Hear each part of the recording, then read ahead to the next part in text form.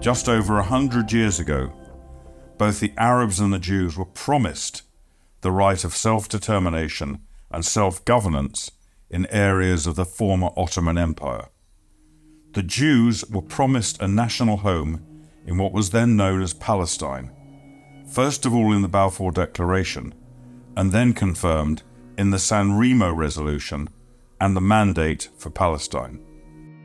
The term national home gave rise to some confusion among various interested parties. What does national home mean? What did His Majesty's government intend by using the phrase national home? The Jewish national home was a term, a euphemism that the Zionists themselves used to mean a Jewish state. The British were under no illusion that it meant something else. They knew it meant a Jewish state. This is what Lord Arthur James Balfour himself said when he approved the Balfour Declaration at a cabinet meeting on October 31st, 1917. The late Howard Grief began practicing law in 1966. For many years, even before that, he had an interest in Middle East affairs. In the 1980s, he began to examine long-hidden documents in the British National Archives that minuted the San Remo Conference of 1920. As a result, he published the book The Legal Foundation and Borders of Israel Under International Law. He also discovered exactly what was the eventual projected outcome for the Jewish national home in the Balfour Declaration. During the cabinet session of October 31st, Balfour himself said that eventually, if the Jews take advantage of the possibility that they're given and come into Palestine in sufficient numbers, they will have their own Jewish state. This was also approved by the Prime Minister, David Lloyd George.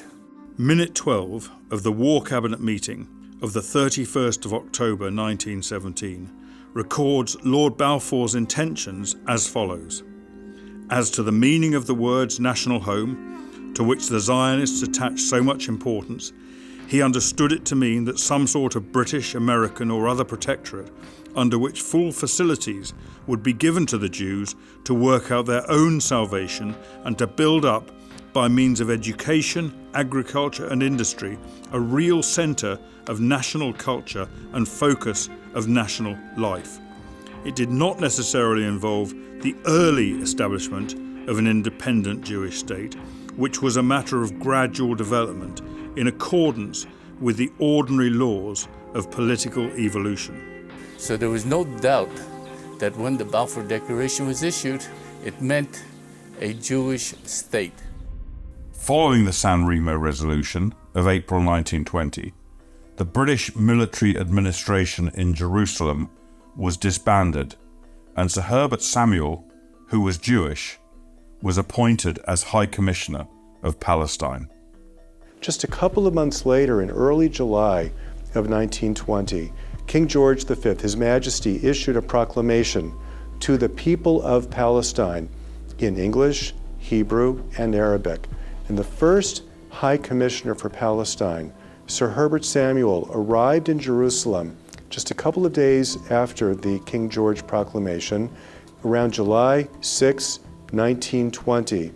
And in Government House on Mount Scopus in Jerusalem, before a gathered assemblage of local notables, Sir Herbert Samuel read King George V's proclamation. And if you would permit me, I'd like to read a quote from that proclamation.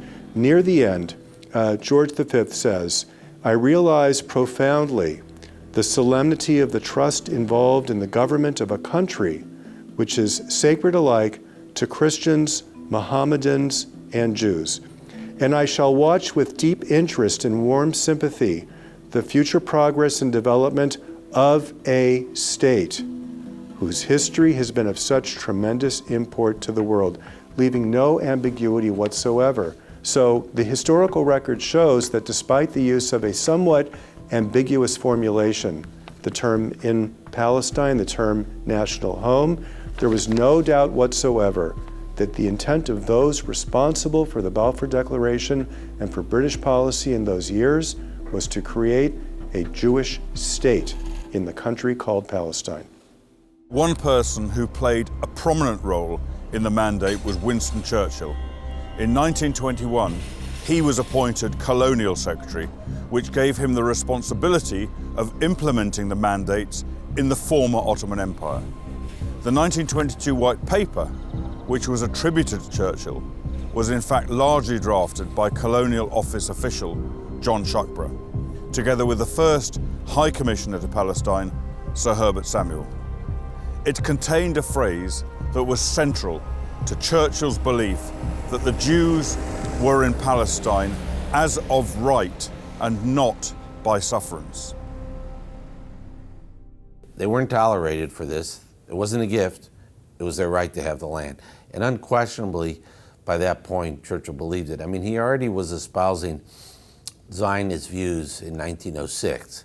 He espoused them more strongly in 1908, but then when he went to Palestine in 1921 and saw everything that the Jews in Palestine were achieving in developing the land, and he felt they were also a moderating force and they shared his values. And on top of his belief from before that the Jews, as he put it later, made Jerusalem famous, that this was their land from biblical times, it was their promised land.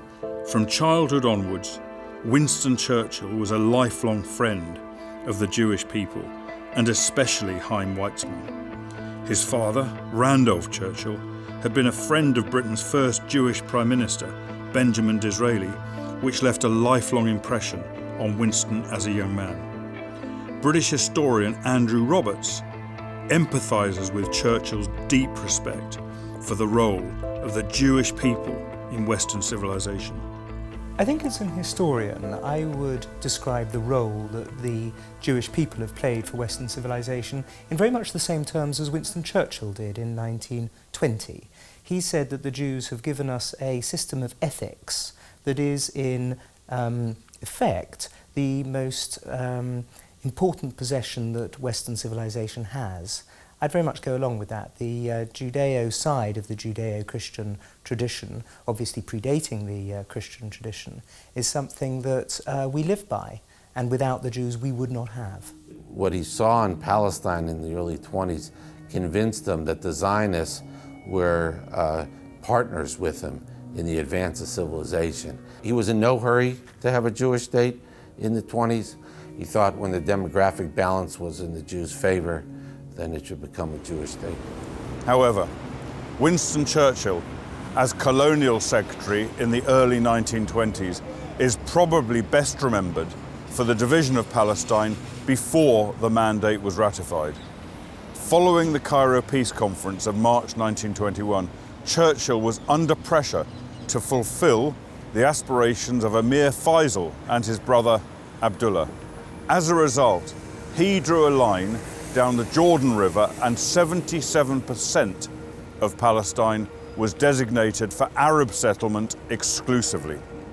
In 1921, Faisal, which was Hussein's son, who was supposed to get Syria, was having a lot of friction with the French, who had the mandate of Syria. Churchill agreed to, based on recommendations by his staff, was to give Abdullah to rule over what is today Jordan. Chaim Weizmann was very angry about it, that Churchill made this decision without consulting him or any other Zionist leaders. The decision was made by the British in 1921 at a time when they had no right by themselves to do this. But it was subsequently endorsed and adopted in 1922 by the Council of the League of Nations. An Arab state was also created and established within the boundaries of what was described as Palestine.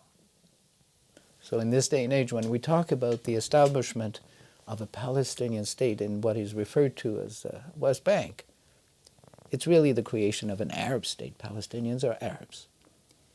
This would be, in fact, the creation of a second Arab state, since one was created in 1922. In the next episode of Whose Land, we examine the legal obligations of the Mandate for Palestine.